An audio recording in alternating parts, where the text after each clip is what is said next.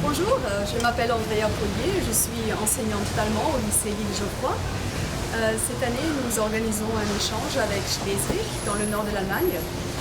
Donc, on va recevoir les élèves allemands à la Réunion au mois d'avril et notre groupe d'élèves, qui est constitué de différentes classes de germanistes, partira au mois de mai. Donc, les élèves ils vont passer 2 semaines en Allemagne.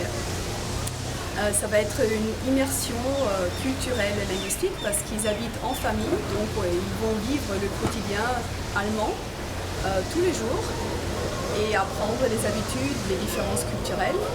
Évidemment, il y a aussi un programme de visite et d'excursion et ils vont aussi suivre l'école. Donc il y a quand même des différences dans les 2 systèmes scolaires et ça m'a l'air particulièrement intéressant de découvrir aussi ce côté-là.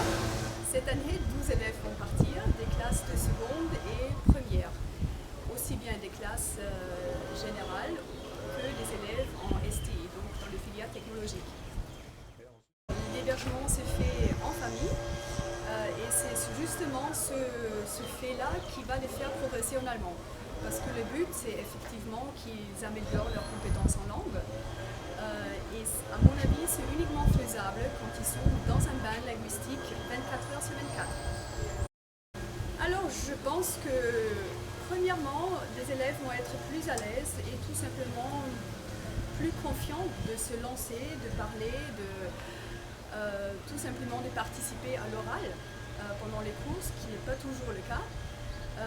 Donc après, ils vont aussi comprendre mieux la culture allemande et pouvoir mieux comprendre les textes littéraires qu'on fait en cours. Oui, donc à mon avis, ça n'a que des bénéfices pour eux.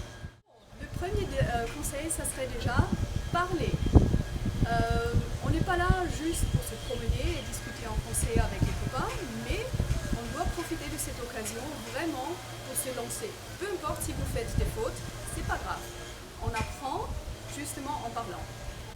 Le deuxième conseil, c'est garder les yeux grands ouverts et observer. Observer les différences culturelles, observer comment fonctionnent les Allemands.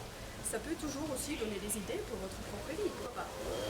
Et la troisième chose, bon, je dirais, éclatez-vous.